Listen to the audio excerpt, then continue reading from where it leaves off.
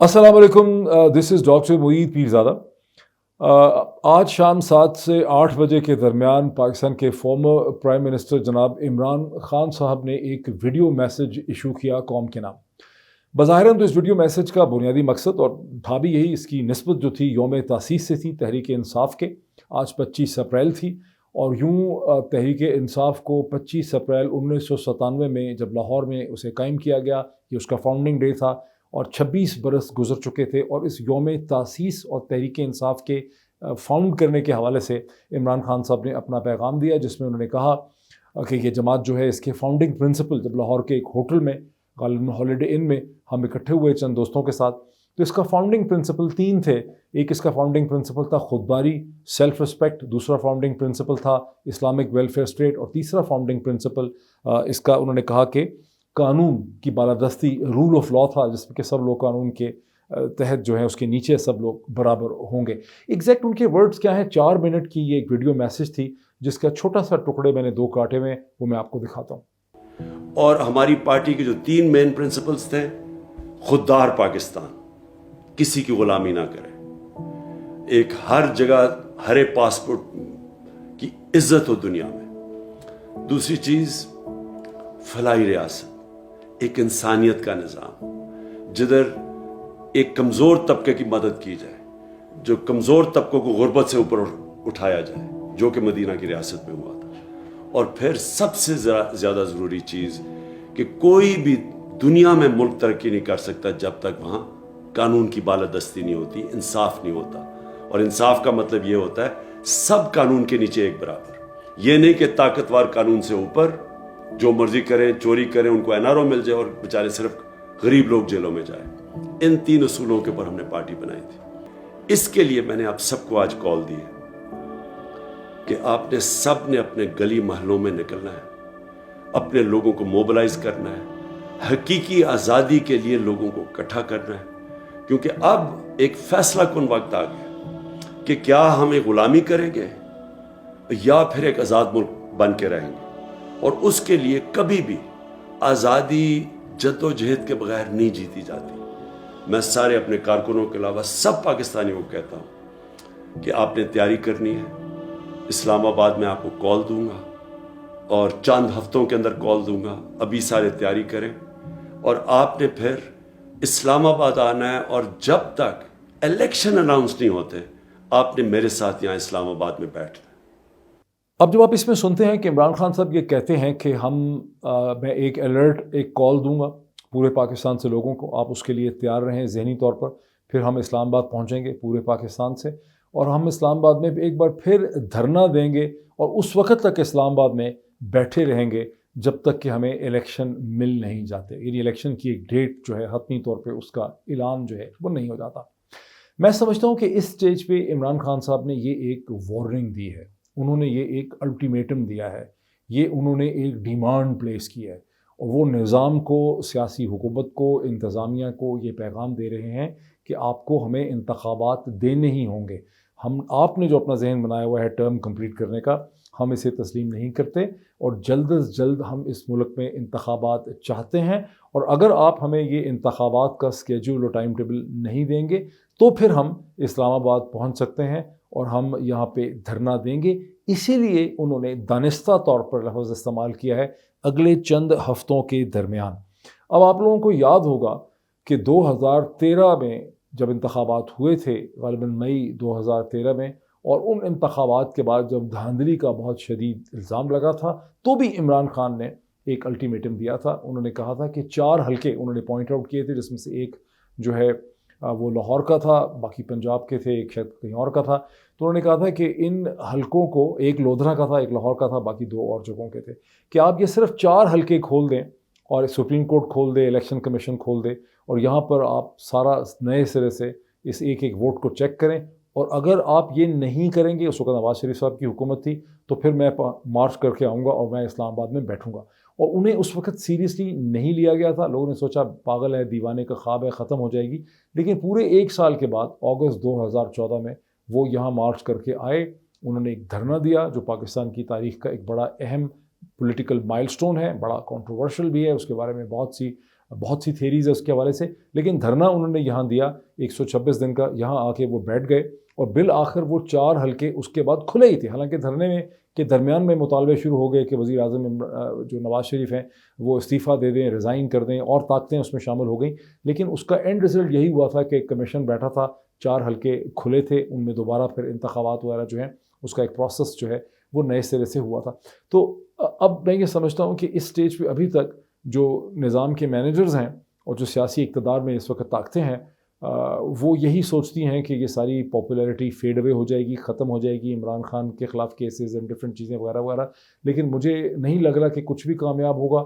मुझे लग रहा है कि अगर इंतखाबात के हवाले से नेगोशिएशंस ना हो सकें तो फिर ये इस्लामाबाद का धरना जो है ये एक रियलिटी की शक्ल जो है नए सिरे से इख्तियार कर सकता है। मैं चाहूँगा कि ऐसा ना हो, लेकिन मुझे ख़तरा है कि अगर समझ नहीं आएगी, और लोग बड़े बेहस होते हैं जब इंसान ताकत में होता है, इक़्तिदार का नशा होता है, जब आपके आगे पीछे पुलिस और गार्ड और सब कुछ होते हैं, तो उस वक्त आपको हकीकतें समझ नहीं आती। और जब आप मेरी तरह हम्बल होते हैं, जिसने अपनी गाड़ी खुद चलानी होती है, खुद ट्रैवल करना होता है, खुद ही अपना बैग बंद करना होता है, तो आपको हकीकतें ज़्यादा बेहतर तौर पर समझ आ रही होती हैं। और जो लोग बड़े दफातर में बैठे होते हैं, बड़ी पोजीशंस में बैठे होते हैं, उनके अंदर एक ख़ास किस्म का गरूर, एक ईगो, इस किस्म की चीज़ें आ जाती हैं और उनको बेसिक रियलिटी समझ नहीं आती।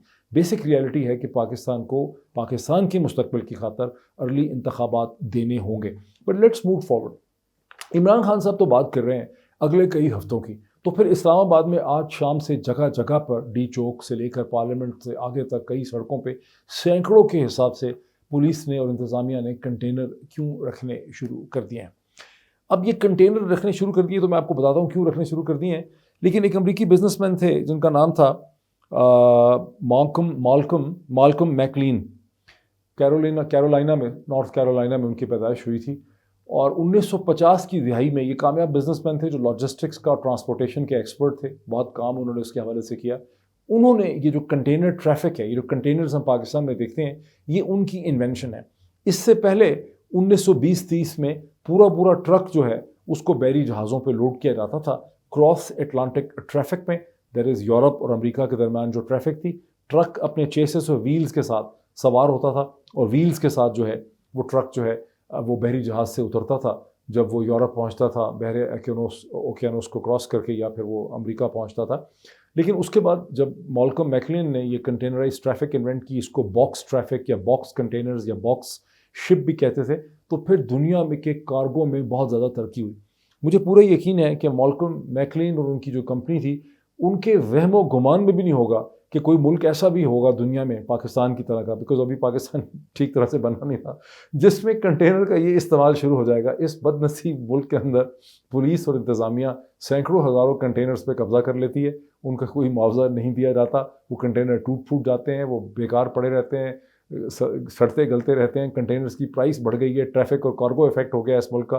बिकॉज कभी वो कंटेनर जो हैं लाहौर से इस्लामाबाद जा रहे होते हैं, इस्लामाबाद से लाहौर आ रहे होते हैं, तो आज एक बार फिर इस्लामाबाद की सड़कों पे आपको सैकड़ों कंटेनर जो हैं नज़र आएंगे। अब पूछें इसकी वजह क्या है? उसकी वजह यह है कि कल के दिन से जब ये शुरू हो रहा है, बल्कि शुरू हो गया है दिन 26 तारीख को Tehreek Insaf election commission of Pakistan ECP के ख़िलाफ़ मुल्क भर में उनके दफातर के बाहर मुजाहरे कर रही है। और ट्विटर पे खबर घुमन साहब का जो ट्वीट है और कुछ और लोगों के भी ट्वीट हैं, वो लोगों को याद करवा रहे हैं कि जब मार्च में PDM की पार्टीज़ ने, PMLN ने, पीपल्स पार्टी ने, JUIF ने, ANP ने आके इलेक्शन कमीशन के बाहर मुजाहरा किया था, तकरीरें की थी, तो वो तो इलेक्शन कमीशन के गेट तक उनको आने दिया गया था। तहरीक इंसाफ को रोकने के लिए दूर दूर तक जो है कंटेनर्स की दीवारें लगा दी गई हैं। और उससे फिर एक जहनों में सवाल पैदा होता है, इसी तरह से हकीकतें क्लियर होती हैं। इसका मतलब है कि जब PDM इलेक्शन कमीशन के बाहर मुजाहरा करने आई थी, अपनी डिमांड्स लेके आई थी फॉरेन फंडिंग केस के हवाले से, तो वो एक फ्रेंडली मैच था, वो एक फ्रेंडली डेमोन्स्ट्रेशन थी। और अब तहरीक इंसाफ का जो मुजाहरा प्रोटेस्ट है, ये एक अनफ्रेंडली मुजाहरा है। और ये ज़ाहिर है कि इसी तरह से हम डॉट कनेक्टिंग करते हैं और हमें हकीकतें जो हैं वो समझ आती हैं। आज की एक इम्पॉर्टेंट डेवलपमेंट 25 तारीख की सुबह ये भी हुई कि इस्लामाबाद हाई कोर्ट के 2 मेंबर बेंच ने, जिसे लीड कर रहे थे चीफ जस्टिस अतर मनल्ला साहब और उनके साथ थे जस्टिस बाबर सत्तार, जो किसी ज़माने में जर्नलिस्ट भी रहे हैं। बाबर सत्तार, मुझे याद है मेरे साथ बाबर सत्तार टेलीविज़न प्रोग्राम भी हम करते रहे एक्सप्रेस टेलीविज़न में। बहरहाल बाबर सत्तार और अतर मनल्ला ने एक 2 मेंबर बेंच ने इस्लामाबाद हाई कोर्ट के जस्टिस अख्तर कयानी साहब का जो पिछला फैसला था फॉरेन फंडिंग केस के हवाले से, जिसमें अख्तर कयानी साहब ने इलेक्शन कमीशन ऑफ पाकिस्तान को ये कहा था कि फौरी तौर पर 30 दिनों के अंदर अंदर इस फॉरेन फंडिंग केस की स्क्रूटनी और इसकी हेयरिंग कंप्लीट करें और इसका फैसला करें। और उसमें अख्तर कयानी साहब ने ये भी लिखा था कि अगर इसमें प्रोहिबिटेड फंडिंग मिलती है तो इसकी इम्प्लिकेशंस होंगी ना सिर्फ Tehreek Insaf as a party के लिए बल्कि इसके चेयरमैन यानी इमरान खान के लिए। वहाँ से बड़ा खौफ व हरास मचा कि एक स्टेज सेट कर दिया गया है इमरान खान की और तहरीक इंसाफ की डिस्क्वालिफिकेशन के हवाले से। आज उस खौफ व हरास में कमी वाक़या हुई है बिकॉज इस्लामाबाद के इस डिविजनल बेंच ने, इस्लामाबाद हाई कोर्ट के डिविजनल बेंच ने ये फैसला किया, ना सिर्फ उस डिसीजन को सस्पेंड कर दिया बल्कि उन्होंने नोटिस इशू किए हैं इलेक्शन कमीशन ऑफ पाकिस्तान को, 17 सियासी जमातों को। और उन्होंने वहाँ पर ये चीज़ डिस्कस हुई है, तहरीक इंसाफ ने ये इशू उठाया है कि सिर्फ हमारी ही क्यों जो कैंपेन फंडिंग है उसका एनालिसिस हो रहा है, हमें ही क्यों सिंगल आउट किया जा रहा है। ये तो सुप्रीम कोर्ट ऑफ पाकिस्तान अपने 2017-18 के फैसले में लिख चुकी है कि तमाम सियासी जमातों के जो फंड्स हैं उसकी स्क्रूटनी होनी चाहिए और उनकी फंडिंग किस तरह से हुई है। हमारी फंडिंग तो बैंकिंग चैनल्स के ज़रिए हुई है, ये ट्रांजैक्शंस का हम तो रिकॉर्ड लेकर आ रहे हैं, इनका भी रिकॉर्ड देखने की ज़रूरत है कि इन्होंने अपनी फंडिंग जो है वो किस तरह से की हुई है। तो बहरहाल उसके बाद 4 बरस तक इलेक्शन कमीशन ऑफ पाकिस्तान ने सुप्रीम कोर्ट ऑफ पाकिस्तान के अहकामात के बावजूद बाकी पार्टीज़ की जो कैंपेन फंडिंग थी उसके हवाले से किसी किस्म की कोई प्रोग्रेस जो है वो नहीं की। अब आज इस्लामाबाद हाई कोर्ट ने गालिबन 17 मई तक का नोटिस दिया है और 17 मई को तमाम पार्टीज़ को, 17 पॉलिटिकल पार्टीज़ को भी, इलेक्शन कमीशन ऑफ पाकिस्तान को भी, तहरीक इंसाफ को भी, सबको बुला लिया है इस चीज़ को आगे चलाने के लिए। एक तो तहरीक इंसाफ को उस 30 दिन का जो टाइम पीरियड का ऑर्डर था उससे रिलीफ मिल गई है। सेकेंड, उनकी वो डिमांड कि बाकी पॉलिटिकल पार्टीज जो हैं उनका भी हिसाब किताब होना चाहिए, वो चीज़ भी एक्सेप्ट कर ली गई है। तो इसकी अभी पाकिस्तान की इस वक्त की मौजूदा जो सियासी कैफियत है, जो पॉलिटिकल कंडीशन है, जो पॉलिटिकल सर्कमस्टांसेस हैं, उसके ऊपर इसका असर क्या होगा ये तो अभी हम ठीक तरह से नहीं कह सकते बिकॉज इसने अनफोल्ड होना है। लेकिन लग ऐसा रहा है कि इस सियासी माहौल के अंदर कहीं न कहीं से हल्की फुल्की एक तब्दीली जो है वो आने लगी है और वो जो एक पहले तासुर था कि तहरीक इंसाफ को फारिग करने लगे हैं, इलेक्शन के प्रोसेस से निकालने लगे हैं, इमरान खान को डिस्क्वालीफाई करने लगे हैं, एक पूरी साजिश और पूरा स्क्रिप्ट है, स्टेप बाय स्टेप उस पर अमल हो रहा है। उस चीज़, उस तासुर में आज के दिन में कुछ कमी जो है वो वाक़ हुई है। तो ये एक इम्पॉर्टेंट डेवलपमेंट है। अच्छा, अब इसके ऊपर बहुत सी स्टोरीज़ हैं, तमाम अखबारात ने लिखी हैं, डॉन की भी है, न्यूज़ की भी है, ट्रिब्यून की भी है। लेकिन डॉन की मैं कोशिश करता हूँ कि डॉन की स्टोरी मैं स्क्रीन पे आपको दिखाऊँ, अगर आप इसको पढ़ेंगे ये गालिबन सबसे बेहतर लिखी हुई और सबसे डिटेल्ड स्टोरी है और इसके अंदर बहुत से फैक्ट्स हैं। फॉर इंस्टेंस ये कि जब मार्च के अंदर जो PDM की पार्टीज़ ने यहाँ पर आके मुजाहरा किया इलेक्शन कमीशन ऑफ पाकिस्तान के बाहर, तो उन्होंने ये कहा कि ये जो फॉरेन फंडिंग केस है ये पाकिस्तान की नेशनल सिक्योरिटी के लिए बहुत बड़ा ख़तरा है। ये वो चीज़ है जो मैंने आपको बार बार बावर करवाई है कि फॉरेन फंडिंग केस दर हकीकत फॉरेन फंडिंग केस है ही नहीं है, ये एक फंडिंग केस है, ये कैंपेन फाइनेंस केस है जिसमें पहली दफ़ा पाकिस्तान की तारीख में एक सियासी जमात ने बड़े शफाफ ट्रांसपेरेंट तरीके से, वेस्टर्न स्टाइल से, अमेरिकन स्टाइल से अपने लिए आम आदमी से जो है फंडिंग रेज़ किया। मैं आपको ये बताऊंगा कि आम आदमी की एक लिमिट रखी गई है अमेरिकन कानून में, एक फॉरेन पार्टी के लिए क्या उसकी लिमिट है, लेकिन अमेरिका के अंदर किसी भी पॉलिटिकल पार्टी को जब आप कैंपेन फाइनेंसिंग में पैसे देते हैं, जो डिनर टेबल्स होते हैं, सब कुछ होते हैं, एक सिंगल शहरी की अब इस वक्त लिमिट जो बढ़ा दी गई है, जो पहले कम थी, वो $2700 है।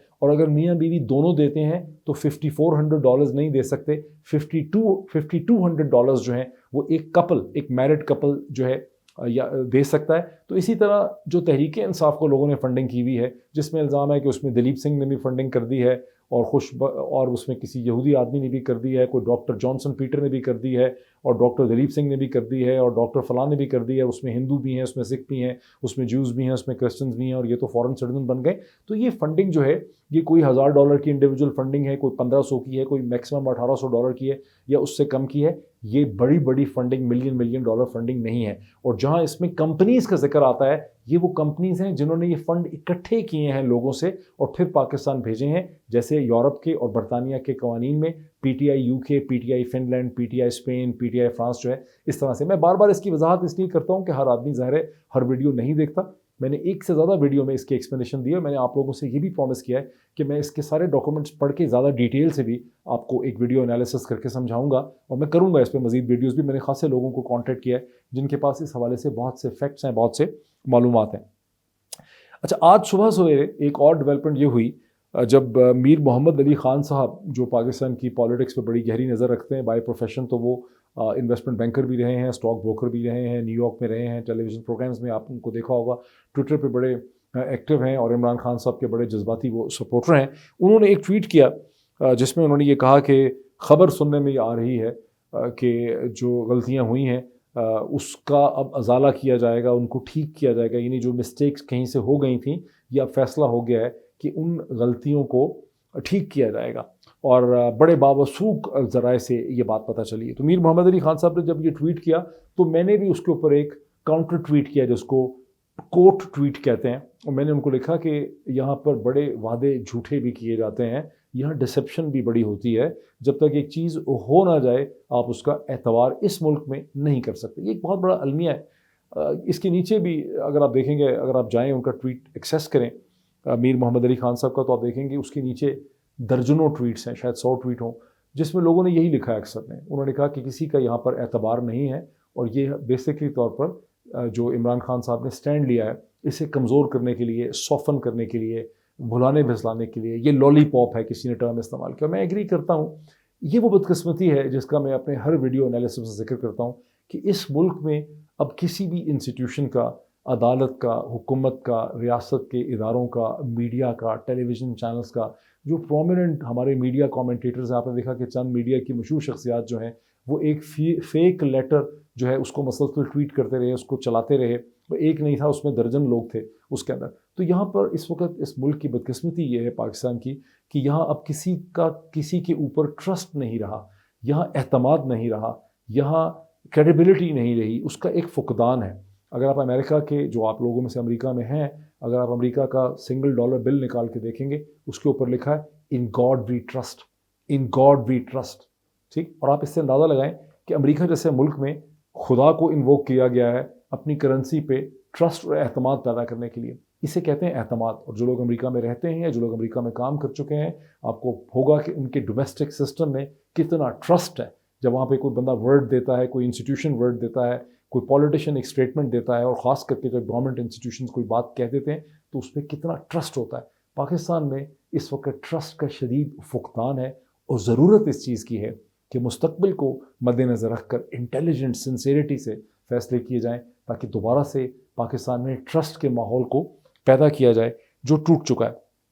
बहरहाल मीर मोहम्मद अली ख़ान साहब को तो कोई वसूख ज़राए ने बड़ी खुशखबरी दे दी है कि चीज़ें बदलने वाली हैं, 15-20 दिन में हालात जो हैं बदल जाएंगे, देखते अल्लाह करे वो सही कह रहे हो, अल्लाह करे ये वसूख ज़राए जो हैं ये सच बोल रहे हो। ये और बात है कि हमें हक़ है कि हम शक से देखें, बिकॉज़ हमें इतने झूठ सुनाए गए हैं, हमसे इतने झूठे वादे किए गए हैं, हमें इतनी कहानियाँ सुनाई गई हैं, हमने इतने झूठ देखे हैं कि हम किसी चीज़ पे ट्रस्ट करने से कासर हैं जब तक कि हम उसको मटेरियल हकीकत में ना देख लें। मैं अब आपको बताता हूँ कि एक्चुअल प्लान क्या था।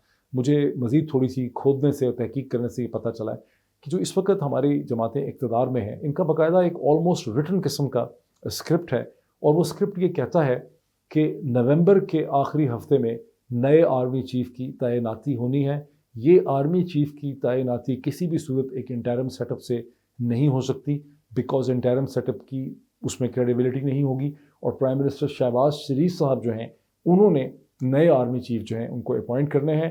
जनरल कमर जावेद बाजवा असूली तौर पर यह फ़ैसला कर चुके हैं कि वो किसी भी सूरत में मज़ीद एक्सटेंशन नहीं लेंगे, वो अब रिटायर होना चाहते हैं, और ये उनका एक प्रिंसिपल एक फ़ैसला है।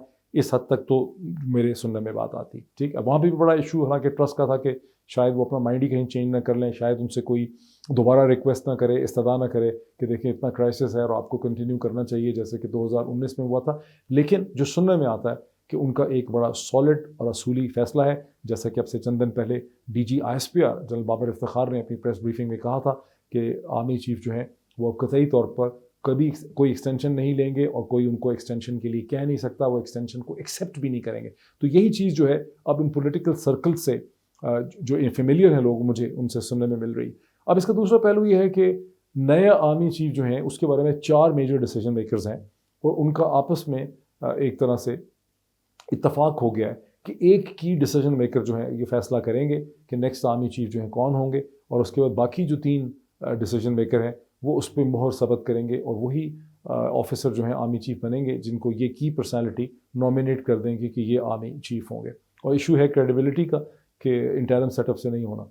अब इस इंटेलिजेंट प्लान में, जिसे बहुत एक क्रेडिबल या इंटेलिजेंट प्लान समझा जा रहा है, इसकी कमज़ोरियाँ अभी से वाज़े हो रही हैं। कमज़ोरियाँ इसलिए वाज़े हो रही हैं कि जिस सेटअप को क्रेडिबल समझा गया होगा जब ये स्क्रिप्ट बना था अब से चंद हफ्ते पहले, या इस पर फाइनलाइजेशन हुई होगी, मामला तय पाए होंगे, तो जिस निज़ाम के बारे में ये सोचा गया था कि ये बहुत क्रेडिबल होगा, बड़ा ट्रस्टवर्दी निज़ाम होगा, उसकी सूरत हाल ये है कि प्राइम मिनिस्टर भी ज़मानत पे हैं। चीफ मिनिस्टर पंजाब जिन्होंने अभी हल्फ ही नहीं उठा सके वो भी ज़मानत पे हैं, वो उन्हीं के साहिबजादे हैं। और जो 37 लोगों की कैबिनेट ने, मिनिस्टर्स की कैबिनेट ने हलफ लिया है, उसमें से 24 जो हैं वो ज़मानत में हैं और अक्सर के ऊपर बड़े सीरियस जो है करप्शन के चार्जेस हैं। फिर आपने देखा कि ECL से जब लोगों के नाम निकाले गए तो अक्सर लोग जो कैबिनेट में थे वो एग्जिट कंट्रोल लिस्ट के ऊपर भी उनके नाम थे। और अभी प्राइम मिनिस्टर जब सऊदी अरब जा रहे हैं तो वो अब पहले उनका नाम निकाला गया है एग्जिट कंट्रोल लिस्ट से, तो तब वो सऊदी अरब जो है वो जा रहे हैं। तो ये जो सिस्टम सामने आया है, दिन ब दिन इसकी क्रेडिबिलिटी, जिससे नया आर्मी चीफ लगाने की ख्वाहिश है, इसकी क्रेडिबिलिटी जो है वो बजाते खुद बड़ी सीरियसली एट क्वेश्चन है, और दिन ब दिन कम से कम होती चली जा रही है। फौरन साहब ये देख लें कि अभी तक पंजाब में जो 9 मुंतखब चीफ मिनिस्टर हैं और बड़े कंट्रोवर्शियल और बड़े ही अजीबोगरीब तरीके से वो हमज़ा शरीफ साहब वहाँ पे इलेक्ट हुए हैं, हमज़ा शहबाज जो हैं चीफ मिनिस्टर इलेक्ट हुए हैं, और अब वहाँ पर उस्मान बुज़दार साहब जो हैं वो एज चीफ मिनिस्टर दोबारा बैठ गए हैं, और उस्मान बुज़दार साहब चीफ मिनिस्टर की हैसियत से सेक्रेटरीज़ को, चीफ सेक्रेटरी को, IGP को बुला के बाकायदा एक वीडियो इशू कर रहे हैं और अहकामात भी इशू कर रहे हैं। और आज उन्होंने एक अहकाम भी इशू किया है कि जो एडवोकेट जनरल हैं, जिनको हाई कोर्ट ने गालबन उनकी सर्विस से सेलेक्ट कर दिया था या चीफ सेक्रेटरी अलग कर दिया था, उनको उन्होंने एडवोकेट जनरल को उन्होंने बहाल कर दिया। मैं फिर ये कहूँगा, चूँकि मैं किसी ताकत के ऐवान में नहीं बैठा हुआ, मेरे पास इक़्तिदार नहीं है, मैं कॉमन शहरी हूँ जो अपना दिमाग इस्तेमाल करके एनालिसिस कर रहा है, मुझे ये एक सर्कस लग रही है सारी सिचुएशन। ठीक है, सेंट्रल गवर्नमेंट की सिचुएशन भी सर्कस की तरह की है, पंजाब में भी एक सर्कस लगा हुआ है, दुनिया भी ये सर्कस देख रही है। जिस किसी इंटेलिजेंट जहन ने ये स्क्रिप्ट लिखा था, या एक ने लिखा था, ये कई लोगों ने लिखा था, और कहते हैं कि success has many claimants, success has many fathers to claim, और फेलियर का कोई फादर नहीं होता, उसको कोई ओन नहीं करता। बाद में अब से चंद हफ्तों के बाद कोई ये मानेगा ही नहीं, कोई शख्स, कि ये इतना इंटेलिजेंट प्लान उसने बनाया था। लेकिन इस प्लान की कमज़ोरियाँ, इसकी वीकनेसेस जो हैं वो दिन ब दिन वाज़े होती चली जा रही हैं, और मज़ीद मैं आपको एक्सप्लेन करता हूँ। और अगर ये इंटेलिजेंट प्लान था कि शहबाज शरीफ साहब से ही आर्मी चीफ अपॉइंट करना है, तो बदकिस्मती से जो नए आर्मी चीफ को शहबाज शरीफ साहब अगर अपॉइंट करेंगे तो वहाँ पर भी बहुत से सवालात जो हैं उठ जाएंगे, ख़ास करके जिस तरह से इमरान खान की हुकूमत को हटाया गया, जिस तरह के प्रोमिसेस और वादे किए गए, अब जो उनकी हकीकतें IMF के हवाले से हमारे सामने आ रही हैं, कीमतों के हवाले से हमारे सामने आ रही हैं, इन सब चीज़ों से पूरे प्रोसेस की जो क्रेडिबिलिटी है वो शदीद ख़तरे में है, as I will explain further in a second. अब आप ये सुन चुके होंगे कि शहबाज शरीफ साहब, अच्छा हाँ, अब इसमें 2-3 चीज़ें बड़ी और इम्पॉर्टेंट हैं। एक इम्पॉर्टेंट पॉइंट ये है कि नवाज़ शरीफ साहब और उनका अपना जो हल्का अहबाब है, जिसमें गालिबन मोहतरमा मरीम नवाज़ साहिबा भी शामिल हैं, वो लोग अर्ली इलेक्शन चाहते हैं। नवाज़ शरीफ साहब कन्विंस नहीं हैं कि इलेक्शन को इतना खींचा जाए, बिकॉज मैं जो चीज़ बताना भूल गया वो ये कि स्क्रिप्ट ये है कि आर्मी चीफ अपॉइंट हो जाएंगे नवंबर में, तो उसके बाद फिर असम्बलियाँ तोड़ी जाएंगी, और फिर दिसंबर, जनवरी, फरवरी तक 90 दिन की एक इंटरिम सेटअप चलेगी, और फिर फरवरी के आखिर में या मार्च में जाकर एक इंतखाबात अर्लीस्ट पॉसिबल जो हैं हो सकेंगे। ये एक सो कॉल्ड प्लान है। नवाज़ शरीफ साहब इस प्लान से मुतफिक नहीं है। उनका जो एनालिसिस है, उनकी जो एक अंडरस्टैंडिंग है, और मरीम भी शायद मुतफिक नहीं है, और भी बहुत से लोग PMLN में ऐसे हैं जो पूरा ये एक सर्कल है जो ये समझता है कि this is not a practical option, ये चीज़ बहुत लंबी हो रही है, इससे PMLN को नुकसान हो रहा है, बाकी सारी सियासी जमातें इससे फ़ायदा उठा रही हैं, तहरीक इंसाफ की पॉपुलैरिटी में इजाफा हो रहा है, विक्टिम बन के, विक्टिम कार्ड प्ले करके पीपल्स पार्टी कॉन्स्टिट्यूशनल ऑफिसेज लेकर और शहबाज शरीफ को प्राइम मिनिस्टर बना के फ़ायदा उठाने की कोशिश कर रही है, तो नुकसान PMLN को हो रहा है। और नवाज़ शरीफ साहब कन्विंस नहीं है, अलबत्ता शहबाज शरीफ साहब, आसिफ अली जरदारी साहब और बहुत से लोग कन्विंस हैं कि वो इस निज़ाम को चला लेंगे, साल सवा साल वो निकाल सकते हैं। और यही वो सूरत हाल है जिसमें आप ये समझते हैं कि जब तक इमरान खान प्रेशर नहीं डालेंगे और धरनों की बात नहीं करेंगे कि धरना नहीं देंगे, तो शायद शहबाज शरीफ साहब का, आसिफ अली जरदारी साहब का, उनके और बहुत से जो सपोर्टर्स हैं जो उनको सपोर्ट कर रहे हैं फ्रॉम आउटसाइड द सिस्टम, उनको उनका माइंड नहीं बनेगा इलेक्शन के लिए। अब फिर सवाल ये पैदा होता है कि शहबाज शरीफ साहब को इतनी उम्मीद क्यों है कि वो इस निज़ाम को साल सवा साल तक खींच लेंगे, जबकि और किसी को नज़र नहीं आ रहा और सारी PMLN आधी से ज़्यादा जो है परेशान है फाइनेंशियल और इकनॉमिक सिचुएशन को देख के। आप सुन चुके होंगे कि शहबाज शरीफ साहब जो हैं वो एक दिन के बाद सऊदी अरब जा रहे हैं और बहुत बड़ा कुंभा और बहुत बड़ा लश्कर लेके जा रहे हैं। शुरू में पहले पूरा एक बोइंग जहाज़ उसके लिए चार्टर किया जा रहा था, फिर अल्लाह भला करे एयरवाई न्यूज़ का उन्होंने खबर डाल दी कि जनाब इमरान खान तो 2 4 5 लोग लेके ट्रैवल करते थे बड़े बड़े इंपॉर्टेंट चीज़ों पे, तो ये क्या हो रहा है, पूरा जहाज़ क्यों जा रहा है, प्राइवेट जहाज़ के अंदर क्यों नहीं जा रहे हैं पैसेंजर्स के साथ। तो अब पता चला है कि पहले एक आई थी खबर के जहाज़ में 80 सीटें रखी गई हैं, अब खबर है कि जहाज़ में 74 सीटें रखी गई हैं। और जो मकसद है बज़ाहिर इन सब 74 लोगों का कि ये सब लोग जो हैं अल्लाह ताला का शुक्र अदा करने के लिए सऊदी अरब उम्रा करने के लिए जा रहे हैं। पाकिस्तानी सियासतदान और डिसीजन मेकर्स जब भी सऊदी अरब जाते हैं इंपॉर्टेंट चीज़ों के लिए तो बहाना अक्सर उनका उम्रा होता है, उम्रा वो ज़रूर करते हैं, उसके बाद वो मीटिंग्स करते हैं। शहबाज शरीफ साहब, प्राइम मिनिस्टर शहबाज शरीफ साहब भी क्राउन प्रिंस मोहम्मद बिन सलमान से वहाँ जाके मिलेंगे। अब क्राउन प्रिंस मोहम्मद बिन सलमान जो हैं वो इस खित्ते में अमेरिका के सबसे बड़े फैसिलिटेटर हैं। जिस तरह से दूसरे क्राउन प्रिंस जो हैं UAE के जो क्राउन प्रिंस जैद हैं, मोहम्मद बिन जैद हैं, वो भी बहुत, ये दोनों मेजर फैसिलिटेटर्स हैं। इसी तरह कतर की जो रॉयल फैमिली और वहाँ के जो अमीर और शेख हैं वो भी फैसिलिटेटर्स हैं। मैं आपको छोटा सा टुकड़ा दिखाता हूँ जो 3 मार्च 2022 को मैंने एक वीडियो की थी बड़ी मशहूर, जिसका उन्वान था America wants to remove Imran Khan government regime change in Pakistan. उसका मैं आपको चंद सेकंड का एक टुकड़ा दिखाता हूँ जिसमें मैंने एक्सप्लेन किया था कि जब ये इस हुकूमत को हटा दिया जाएगा तो उस वक्त जो आने वाली हुकूमत होगी वो कैसे सर्वाइव करेगी और वो कैसे फंक्शन कर सकेगी, बिकॉज जो फाइनेंशियल सूरत हाल में है तो वो अगर इमरान खान हुकूमत के इतने मुश्किल दिन थे तो वो भला कैसे सर्वाइव करेगी। तो ये टुकड़ा देख लें आप। लेकिन which actually brings us back to the same question कि अगर ऑपोजिशन इस हुकूमत को गिराती है, यहाँ पर इलेक्शन होते हैं, कोई और हुकूमत आ जाती है, तो फिर वो कहाँ से अवाम के लिए रिलीफ लेके आएगी। मेरा आर्गुमेंट ये है कि अगर एक इलेक्शन के बाद एक गवर्नमेंट यहाँ पे आती है तो उस गवर्नमेंट को उस किस्म की इकोनॉमिक रिलीफ जिसपे आवाम को फौरी तौर पर रिलीफ मिलेगी सिर्फ अमेरिका और अमेरिका का कंट्रोल जो इकोनॉमिक आर्किटेक्चर है, जिसमें IMF है, जिसमें वर्ल्ड बैंक है, जिसमें एशियन डेवलपमेंट बैंक है, जिसमें यूरोपियन इंस्टीट्यूशंस हैं, वही उसको वो रिलीफ दे सकते हैं कि उसे ऐसी टर्म्स एंड कंडीशंस पे पैसे मिलने लग जाएं, उसको कोई ऐसी कंसेशंस मिलने लग जाएं कि वो अपने आप को आवाम के लिए सक्सेसफुल बन के दिखा सके। अच्छा, अब आपने देखा कि मैंने इस वीडियो में एक्सप्लेन किया था कि अमेरिका का जो फाइनेंशियल आर्किटेक्चर है, IMF है, वर्ल्ड बैंक है, एशियन डेवलपमेंट बैंक है और यूरोपियन यूनियन है, GSP प्लस वगैरह है, वो मदद करेंगे आने वाले मुमकिन पाकिस्तान में रजीम की, जिसको कि अमेरिका की ब्लेसिंग से लाया जाएगा। सब्सिक्वेंट वीडियोज़ में, चूँकि मैं तो सीरीज़ ऑफ वीडियोज़ कर चुका हूँ जो आप लोग देख रहे हैं, तो मैंने सब्सिक्वेंट वीडियोज़ में ये भी कहा था कि मिडिल ईस्टर्न जो किंगडम्स हैं, सऊदी अरब, UAE, कतर, ये भी अमेरिकन फाइनेंशियल आर्किटेक्चर का इस रीजन में एक इंपॉर्टेंट रोल है, बिकॉज अमेरिका इनको सिक्योरिटी प्रोवाइड करता है, इन रिटर्न फॉर सिक्योरिटी ये अमेरिका की पॉलिटिकल मैनेजमेंट में रोल प्ले करते हैं। तो शहबाज शरीफ साहब की जो सऊदी अरब जाना है वो इसी सिलसिले की एक कड़ी मैं समझता हूँ मेरे एनालिसिस में। सिग्नल वाशिंगटन से आएगा, मदद सऊदी अरब के ज़रिए जो है वो शहबाज शरीफ साहब को मिल सकती है। इसी तरह आप एक्सपेक्ट करें कि UAE से उनको मदद मिल सकती है और फिर उनको और भी ज़राए से मदद मिल सकती है, जैसे कि मैं कई दफ़ा एक्सप्लेन कर चुका हूँ। अब जब हम ये देखते हैं कि इससे अब जहन में, जब हमने सऊदी अरब की बात की तो ये जहन में रखें कि 2 दिन पहले से ज़ाहिर है कि डॉक्टर मिफ्ता इस्माइल साहब जो पाकिस्तान के फाइनेंस मिनिस्टर हैं, उनकी एक्टिविटीज़ की विज़ IMF एंड यूनाइटेड स्टेट्स खबरें जो हैं वो आपके सामने आ रही हैं, और कैसे उन्होंने मिफ्ता इस्माइल साहब ने वाशिंगटन में मज़ीद IMF का जो प्रोग्राम था उसमें $2 बिलियन का इजाफा किया है और 1 साल का भी उन्होंने इजाफा वहाँ पे कर दिया। मैं अब आपको 2 छोटे छोटे शॉर्ट सुनाता हूँ, एक डॉक्टर मिफ्ता इस्माइल साहब का और एक एहसन इकबाल साहब का। Ahsan Iqbal sahab is the intellectual engine and motor force for the PMLN। Doctor Miftah Ismail उनके फाइनेंशियल विजिट थे और डॉक्टर मिफ्ता इस्माइल अब पाकिस्तान के फाइनेंस मिनिस्टर हैं। ज़रा सुनें कि दोनों का IMF के प्रोग्राम के हवाले से क्या कहना था।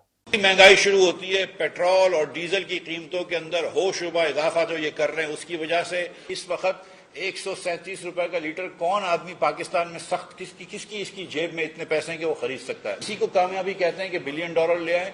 अगर वो $1 बिलियन लाने के लिए आपने 30 रुपए यहां से पेट्रोल और महंगा कर लिया और 160 रुपए का पेट्रोल करते हैं और लेकिन $1 बिलियन IMF से मिल जाते हैं, तो क्या ये कामयाबी है?